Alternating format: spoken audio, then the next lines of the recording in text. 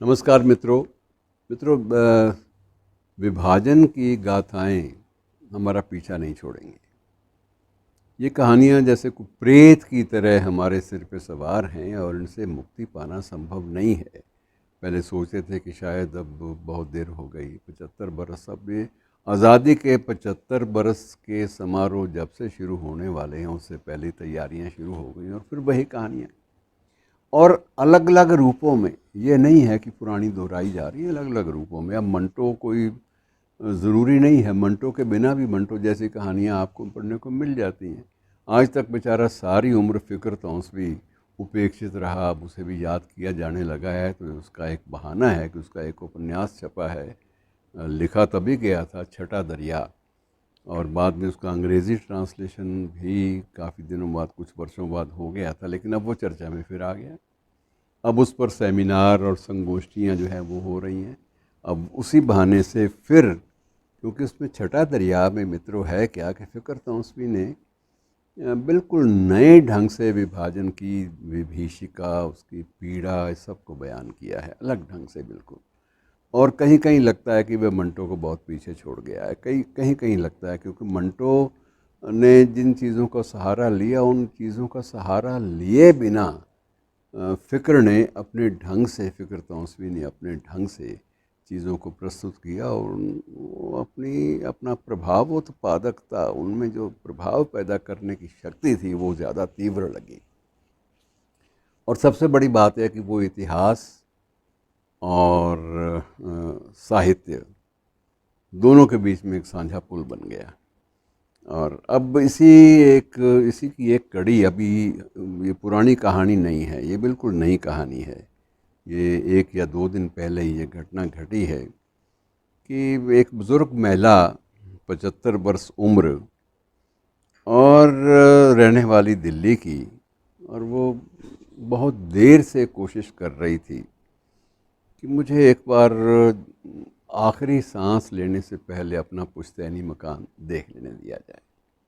उसने बहुत कोशिश की, दरवाज़े द्वार खुल जाएं तो मैं पूरे परिवार को लेके आऊँगा, लेकिन वो तो बचे नहीं। और वो विचारों से तब भी प्रगतिशील, प्रोग्रेसिव ढंग के इंसान थे। उनके संगी साथी, क्योंकि वो प्रोग्रेसिव टोले सारे के सारे वहाँ ख़त्म हो चुके हैं, अब वो सारे संगी साथी अब कोई भी नहीं रहा। लेकिन पुश्तैनी घर को देखने की जो इच्छा थी वो 90 बसंत तक लगातार वो देखती रही। और उसके बाद उसने एक पाकिस्तानी नागरिक सज्जाद हैदर है, सज्जाद हैदर से उसकी बातचीत हुई, तो उसने सोशल मीडिया पे तस्वीरें भी डाल दी, मकान की भी, वीना वर्मा की भी, और उस सारे परिवेश की, उस अपने पूरे के पूरे वो स्कूल की, मॉडर्न स्कूल की सारे चित्र उसने डाल दिए। और उससे हलचल जो है मीडिया में भी शुरू हो गई, और उससे जो पाकिस्तान का विदेश मंत्रालय है उसने भी उसके साथ अच्छा बर्ताव किया। उसको इसके एवज़ में वहाँ से बहुत सारे उपहार भी मिले, बहुत सारी चीज़ें छोटी छोटी वो ले भी गई थी, वो जो बांट आई सारा का सारा। और वहाँ से जो निशानियाँ मिली पुरानी, वो सरकार की अनुमति लेकर वो वापस ले आई। तो इस प्रकार से ये दास्तानें मित्रों कभी ख़त्म ना होने वाली दास्तानें हैं, इनका ज़िक्र चलता रहेगा। और रावलपिंडी, उसको याद था कि रावलपिंडी से एक मरी की ओर, मरी एक पर्वतीय स्थल है, जैसे हम लोग शिमला को क्वीन ऑफ हिल्स कह लेते हैं, तो वहाँ पाकिस्तान में मरी को क्वीन ऑफ हिल्स कह लेते हैं।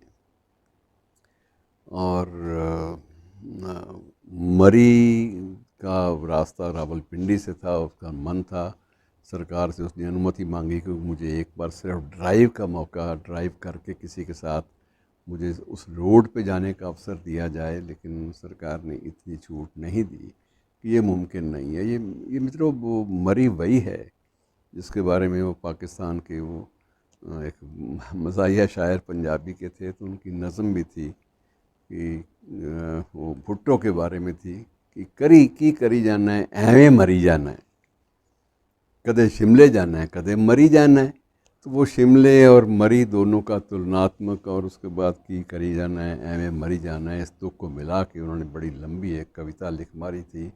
तो ये ज़िक्र में रहा है, मरी भी, उसके बाद ये रावलपिंडी वाली रोड भी, और ये सब उसको याद था मिसेस वर्मा को। और 90 साल की मिसेस वर्मा की एक ख्वाहिश जो थी वो एक प्रकार से एक विदेश राज्य मंत्री की सुहृदयता के कारण वो पूरी हो गई। और वो ढेरों दुआएं उस मुल्क की बेहतरी के लिए और ढेरों दुआएं आपसी रिश्तों की मजबूती के लिए देती हुई सीमा पार गई थी और उसी तरह से सीमा से पार लौट आई। शुक्रिया दोस्तों।